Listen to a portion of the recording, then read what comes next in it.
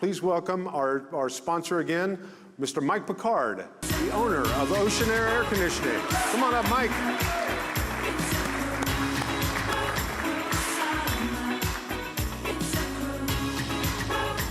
Good to have you here, sir. Welcome back. What's going on, man? How you doing? I'm good.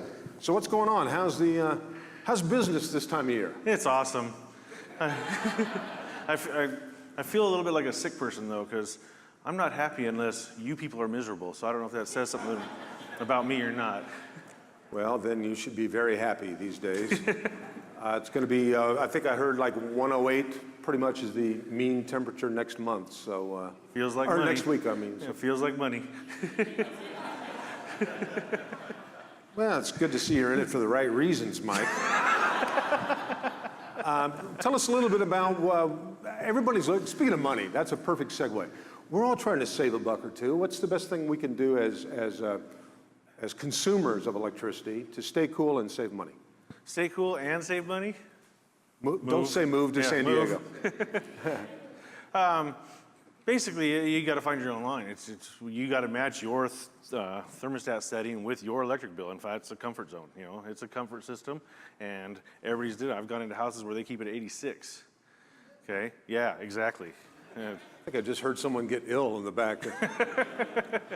And what's the coolest view? Do you ever have people say, I'm having a problem with my air conditioner, I can't keep it at 60 or something silly like that? No, it's an air conditioner, not a refrigerator. Yeah. You know, but we have people keep it at 68.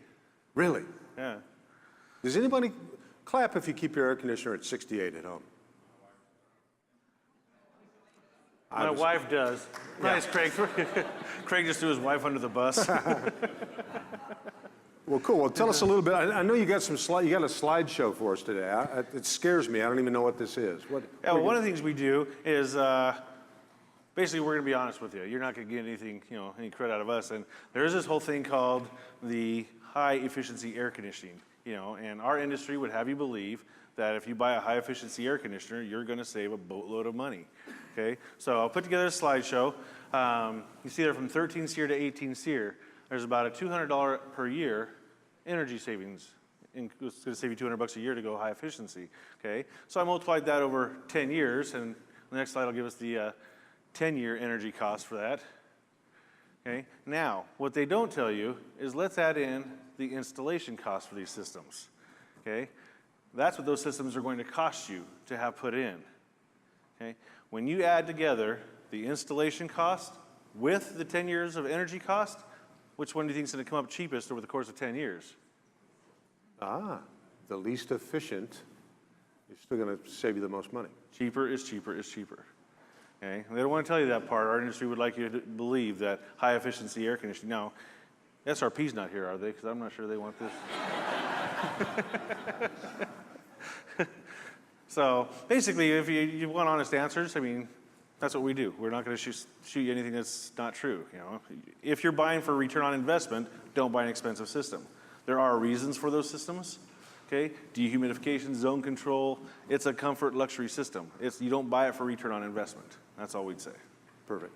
What are there any little things we can do to kind of help our system out this time of year? Airflow is everything. Okay. Indoor airflow, filter. Check it once. Don't change it once a month. Filter companies tell you that because they want you to buy a lot of filters. Okay, check it once a month. Change it as necessary. Okay? If in doubt, throw it away and put a new one in. But outdoor airflow, don't build a wall around it.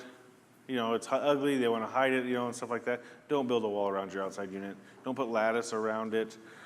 Keep the weeds away. Don't let the sprinklers water it or anything like that. So just remember, airflow is everything. Inside airflow, outside airflow. You remember those two things, then you'll be good to go. And have it checked up.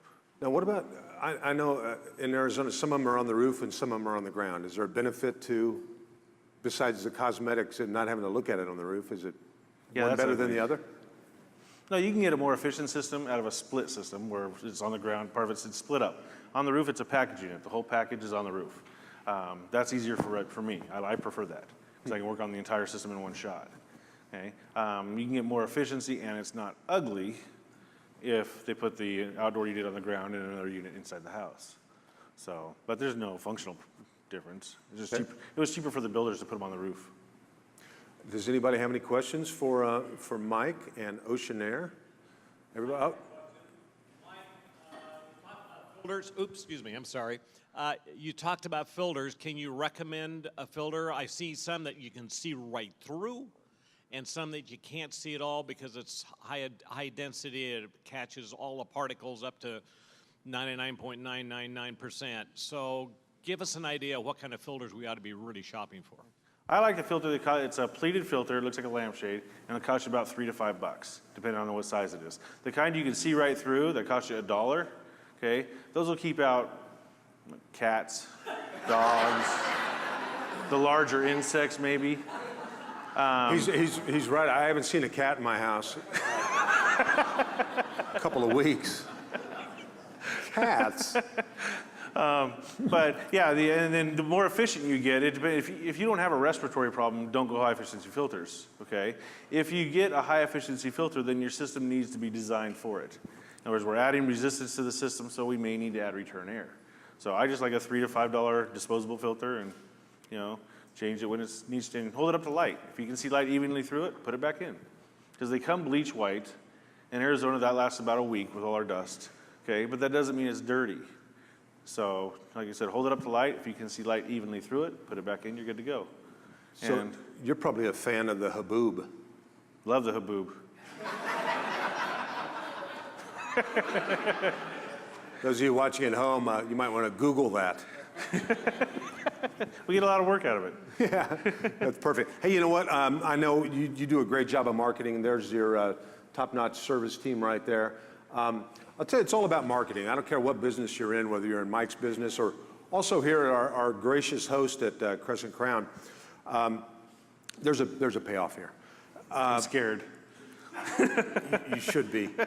One of the success stories in this business is Dos Equis, the beer company. Since they came out with their most interesting man in the world, and I'm going to give you this after a hot day. God bless America. Put that right there. It's a commercial, little product placement. No, for later, Mike.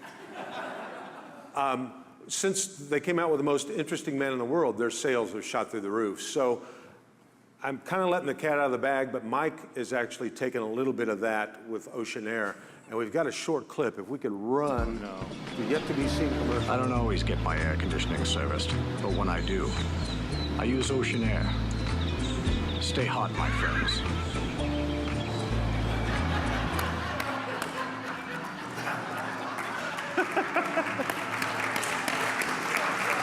That's awesome. I think I need one after that. I've never realized how good you look bald. That was quite frightening. Maybe a good filter would keep some of that out. That's it for Mike Pickard. Thank you so much for being our sponsor 2 months in a row. Appreciate it. Continued success, sir. Have a good day.